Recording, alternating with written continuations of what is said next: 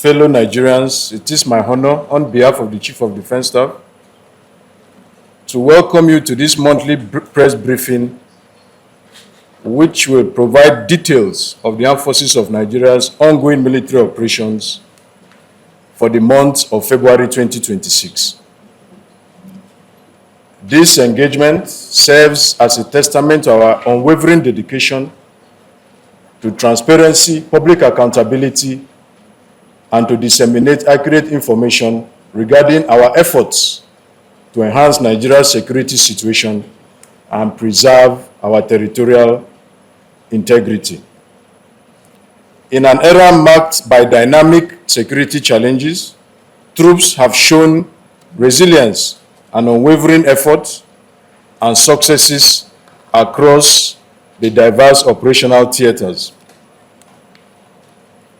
Throughout February, that is this month, the Armed Forces intensified its multi-domain operations, leveraging advanced intelligence, interagency cooperation, and community partnerships to dismantle threats posed by terrorists, kidnappers, and economic saboteurs.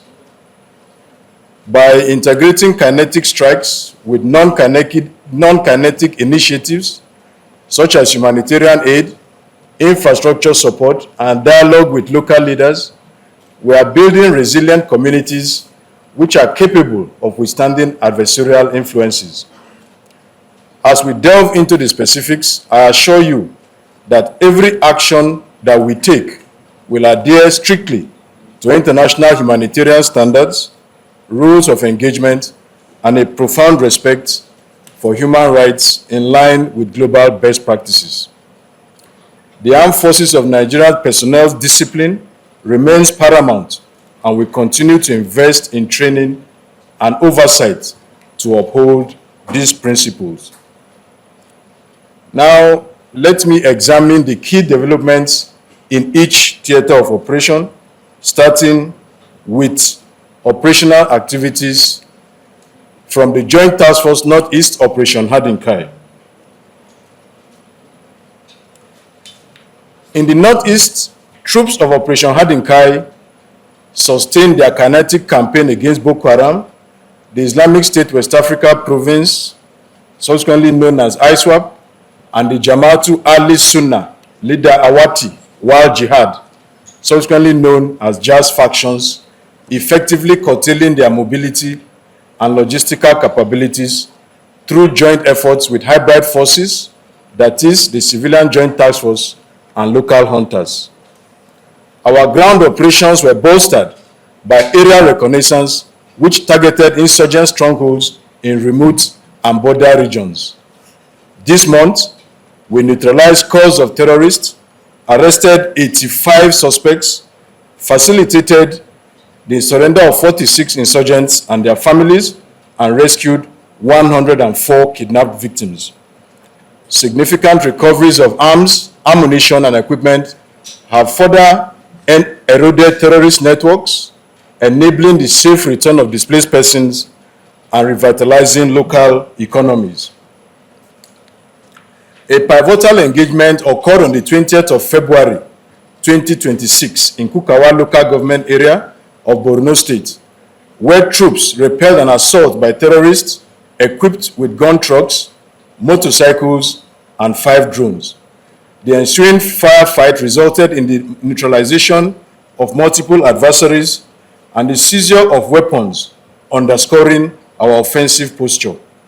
Furthermore, on the 23rd of this month, troops intercepted a Toyota pickup laden with vehicle spares and fabrics destined for Boko Haram elements, alongside a truck carrying 460 bags of fertilizers. What is the significance of fertilizers? Fertilizers, as you know, is one of the key components for making IED bombs. So it is important for us to have a control of fertilizers in the Northeast so that they will not fall into the hands of the enemy. Similarly, 42 illegal miners were also apprehended in Gulani local government area of Yobe State, thereby disrupting illegal activities that fund and sustain the insurgency. To enhance community resilience and prevent terrorist resurgence, Operation Hardin Kai intensified offensive operations across areas like Abadam, Bama, and Dambuwa local government areas of Borno State, as well as Damaturu and Gedam local government areas of Yobe State.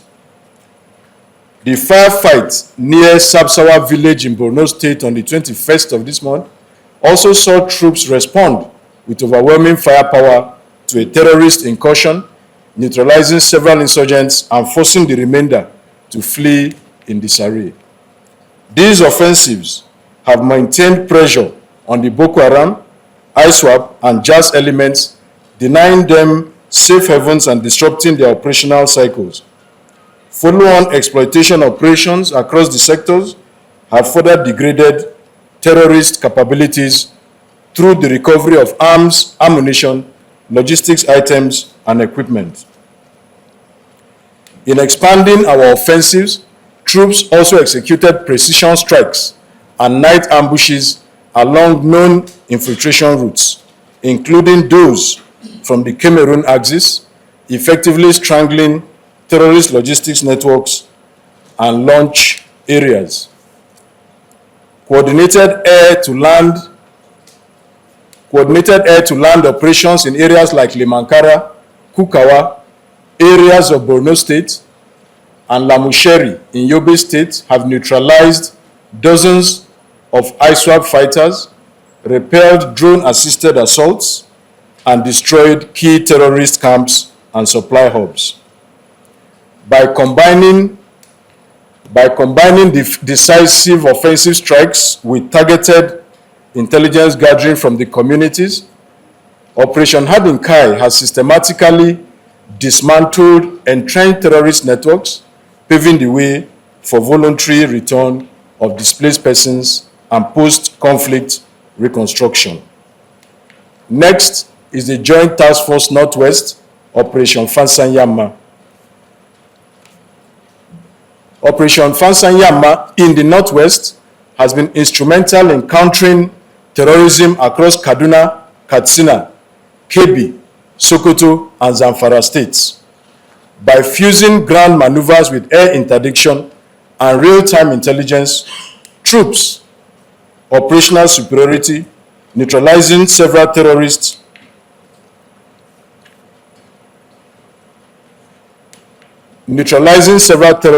arresting 36 suspects, and rescuing 251 hostages.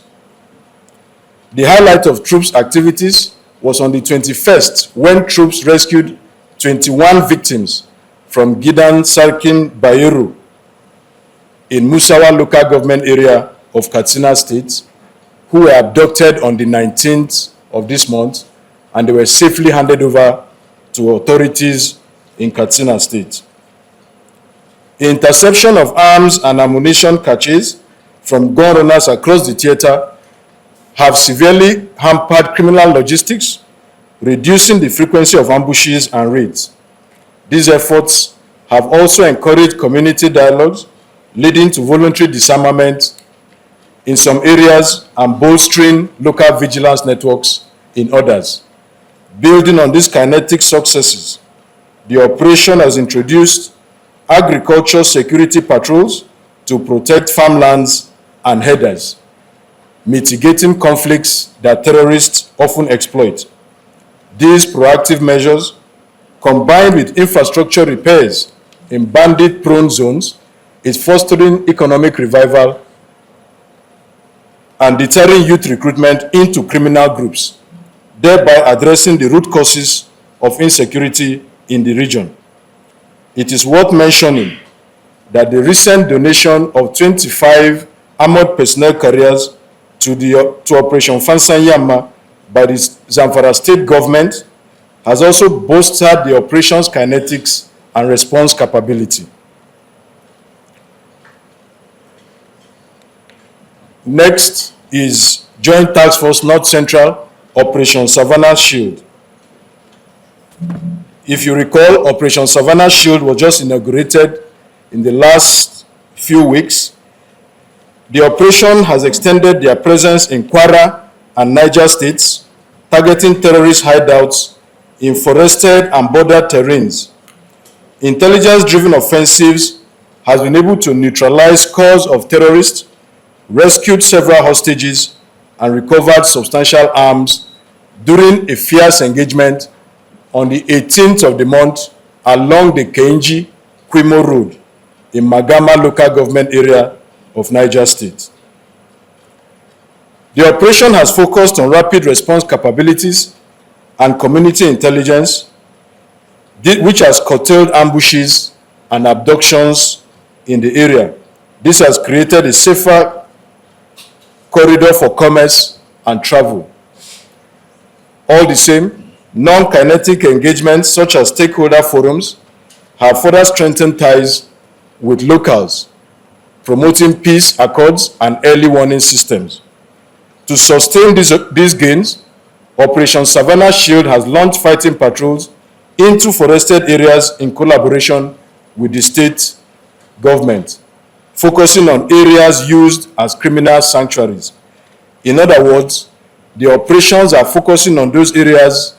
Based on our intelligence assessment, we have been able to identify the areas where the terrorists were formerly taking sanctuary, and the Operation Savannah Shield's emphasis is on ensuring that we target those areas for destruction.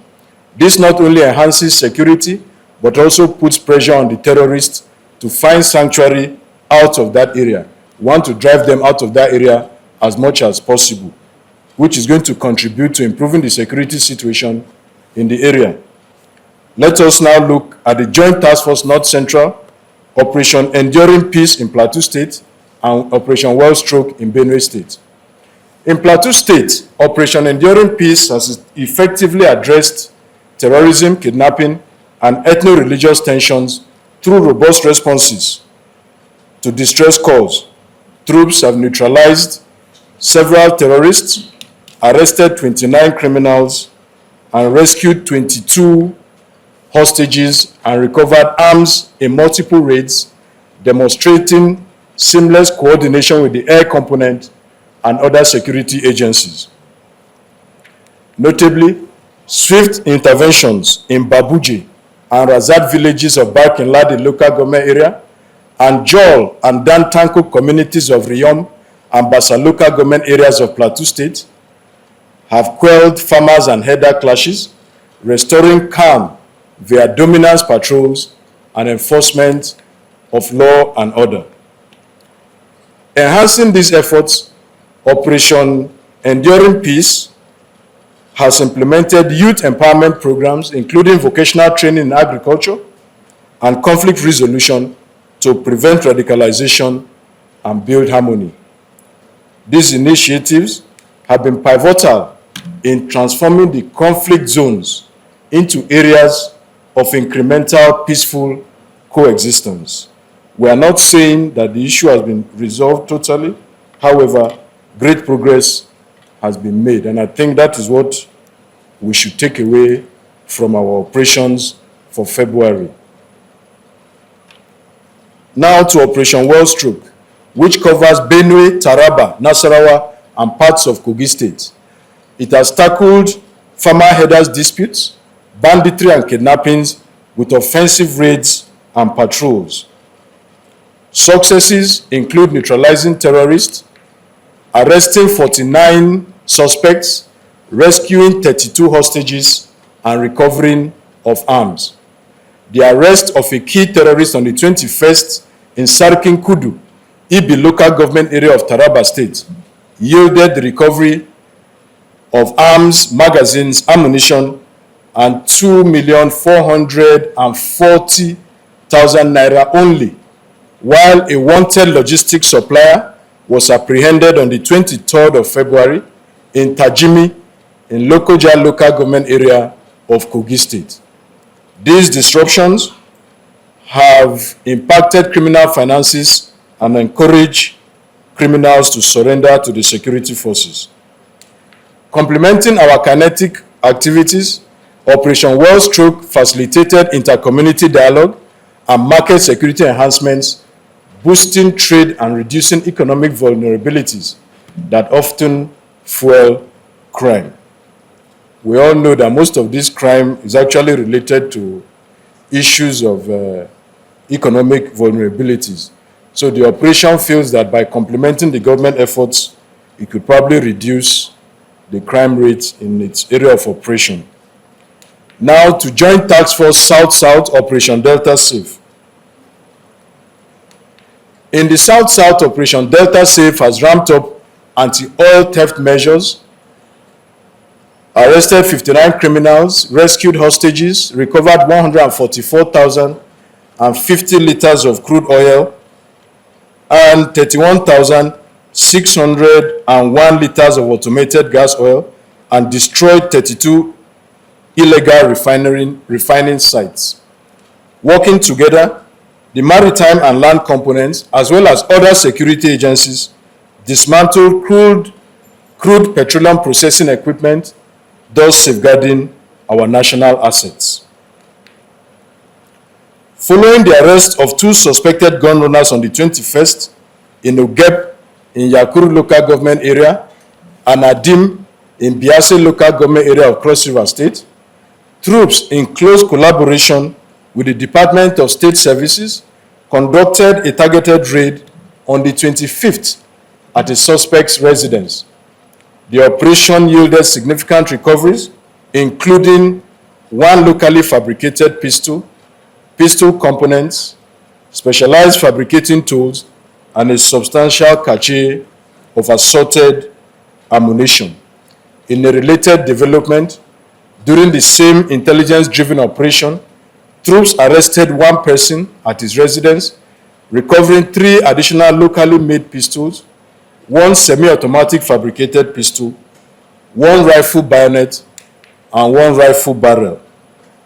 All the suspects and recovered items are currently in custody for further investigation and appropriate legal action. To bolster the sustainability of our operations, the operation has partnered with environmental agencies for oil spill cleanups and community education on legal livelihoods. This is to reduce reliance on illicit activities and promote ecological and economic health in the Niger Delta. Now to the Joint Task Force Southeast Operation Udoka. Operation Udoka in the Southeast intensified actions against dissident groups like the proscribed indigenous people of Biafra and its armed wing, the Eastern Security Network, subsequently to be known as IPOB and ESN, across Abia, Anambra, Cross River, Ebonyi, Enugu, and Imo states. Some successes recorded during the month were the arrest of 54 terrorists and other criminal elements and rescue of kidnapped hostages. A key focus of recent activities include troops clearance operations to an identified building observed to be an IPOB and ESN logistics hub. On sighting troops approach, terrorists opened fire but were repelled by troops' superior firepower, which forced them to withdraw into a valley. Battle damage assessment subsequently carried out revealed that scores of terrorists were neutralized, while some were severely wounded in action. The operation is also combining military actions with non-kinetic measures such as community engagement, medical outreaches, and conflict resolution initiatives. These coordinated offensives targeted terrorist hideouts, disrupting criminal networks, and preventing attacks on civilians and security forces, contributing to a notable decline in violent incidents and improved public confidence in affected communities.